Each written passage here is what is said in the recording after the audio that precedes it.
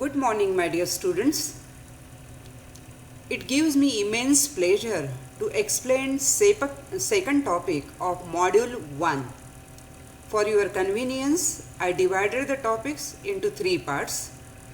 First part deals with the importance of social infrastructure. Second part deals with education. And third part deals with family welfare in India. Let us move to the first part.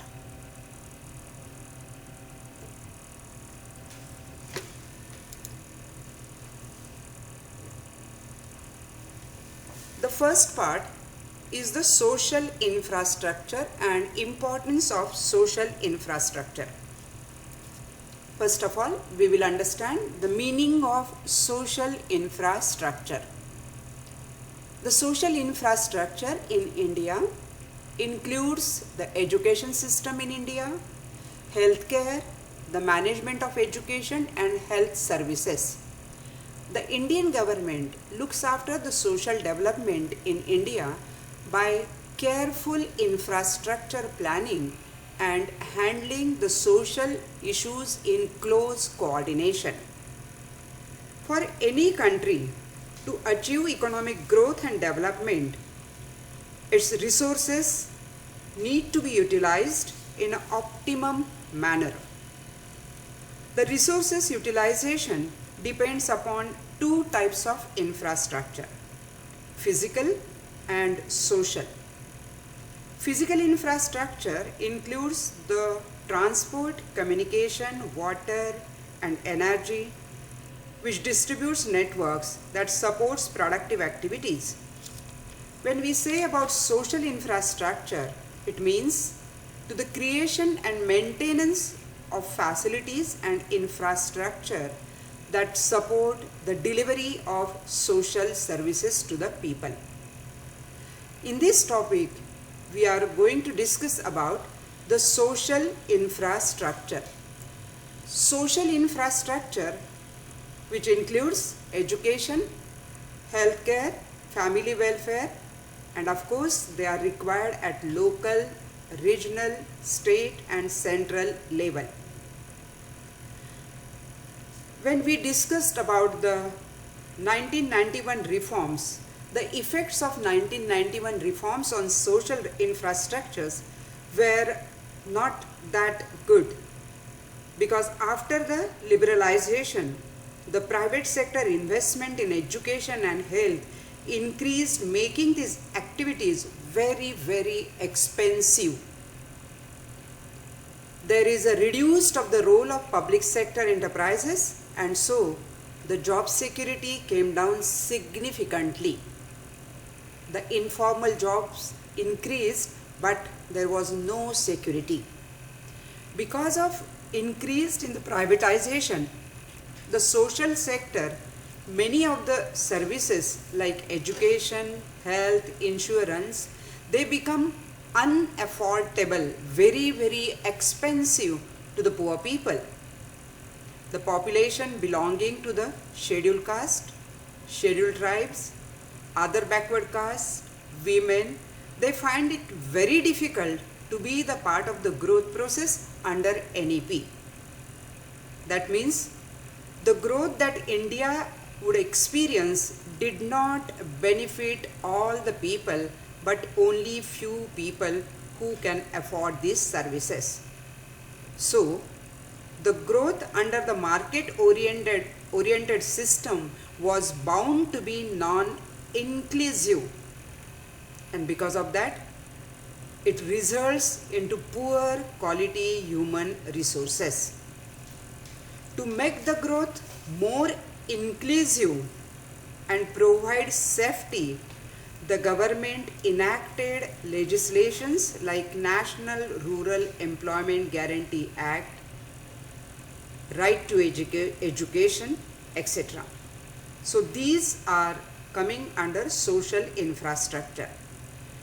In Indian context, social infrastructure includes primary, secondary and higher education system, primary healthcare centers, government run hospitals, family welfare services, etc.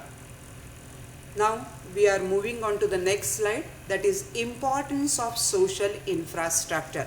Students, this question can be asked: how social infrastructure is important, or explain the importance of social infrastructure.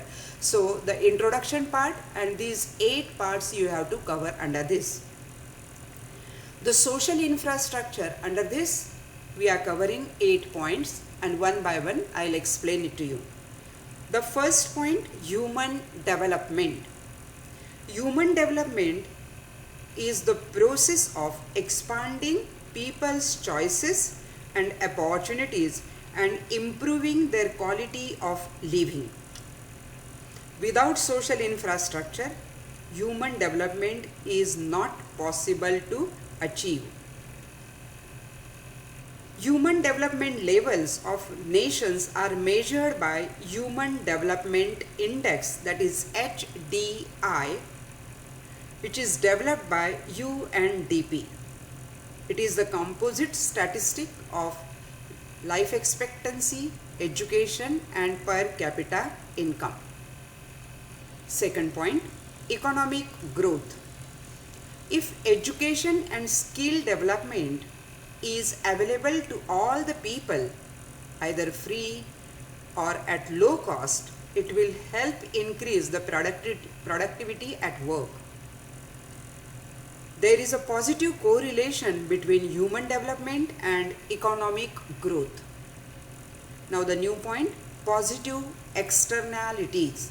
Positive externality is a benefit enjoyed by a third party as a result of a transaction.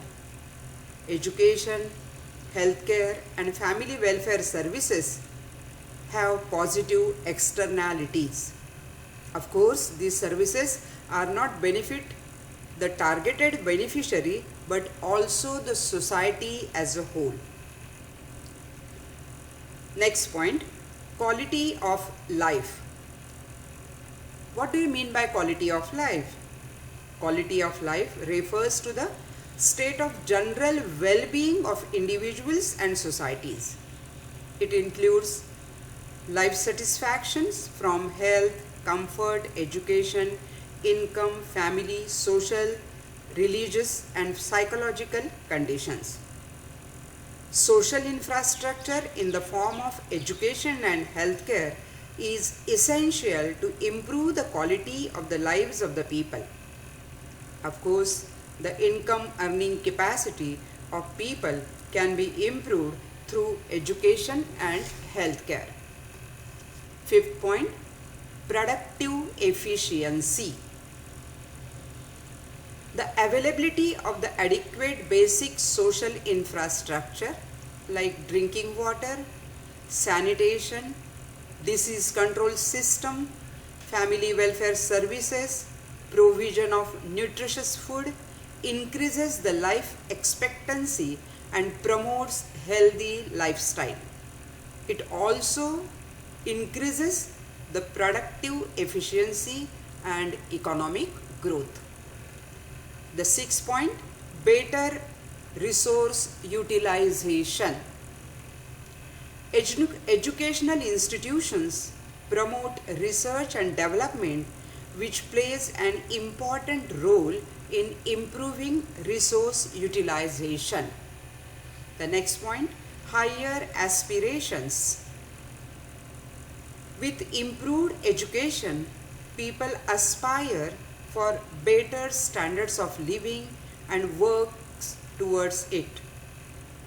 The collective educated choices in people's economic, social and political lives help in improving the entire community.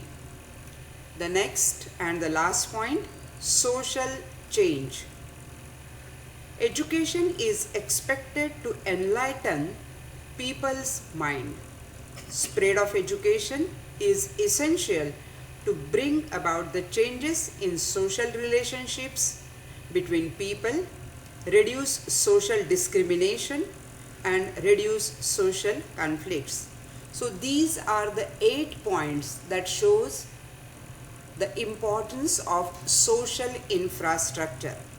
Students, when the question will be asked, explain the importance of social infrastructure, you have to give little bit about the introduction part, and the next is social infrastructure, inclusive growth in India, and these are the 8 points that you have to give. Thank you very much.